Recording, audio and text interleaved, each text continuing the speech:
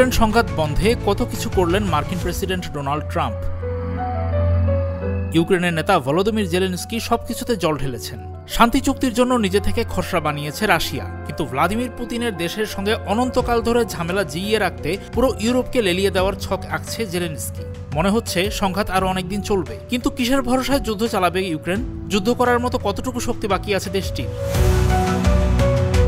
৩.৫ বছর ধরে চলা সংঘাতে রাশিয়ার বিরুদ্ধে দেশটির হাতে অস্ত্র সরবরাহ করে গেছে ন্যাটো জোট, কিন্তু জনবল জোগায়নি কেউই।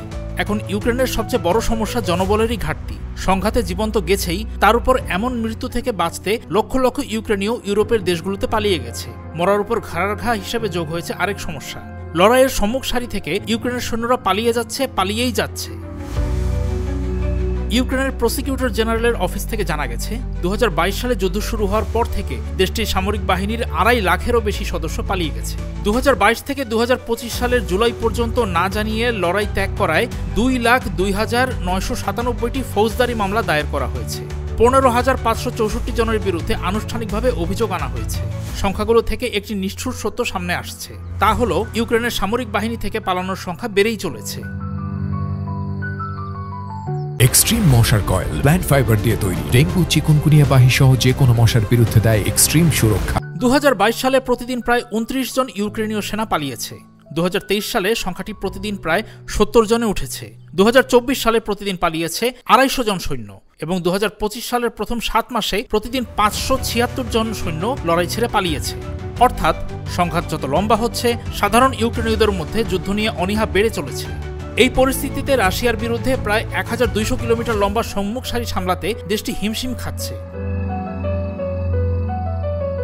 সম্প্রতি ইউক্রেনের ডেপুটি আনা স্কোরোখোদ বলেছেন, অনুমতি ছাড়াই দেশটির পালিয়ে যাওয়া সৈন্যদের সংখ্যা এরই মধ্যে প্রায় 4 লাখে উঠেছে।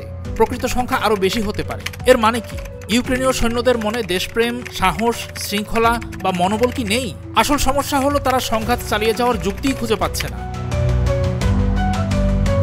Institute for the study of war বলছে, ইউক্রেনে প্রায় 6,50,000 সৈন্য মোতায়েন করেছে রাশিয়া। মে মাসে পুতিন জানিয়েছিলেন রাশিয়া প্রতি মাসে 50 থেকে 60,000 নতুন সৈন্য নিয়োগ করছে। অন্যদিকে সম্মুখ সারিতে মোতায়েনের জন্য মাত্র 2 থেকে 3 লাখ সৈন্য পেয়েছেন জেলেনস্কি। এই জনবল ঘাটতি মেটাতে কোনো দ্রুত সমাধান ইউক্রেনের হাতে নেই। তার মানে লড়াই চলতে থাকলে সামনের দিনগুলোতে আরও বেশি ইউক্রেনীয়কে পালাতে দেখব আমরা। রাশিয়া তাদের লড়তে থাকা সেনাদের বিশ্রাম করতে দেয়, এতে তাদের মনোবল ঠিক থাকছে। কিন্তু মাত্র 1,02,000 ইউক্রেনীয় সেনার সেই সুযোগ কোথায়? তারা জীবন ধারণের জন্য ঠিকমতো রসদও পায় না। ইউরোপের মোড়লদের উস্কানি আর জেলেনস্কির জেদ মেটাতে কেন তারা লড়তে থাকবে?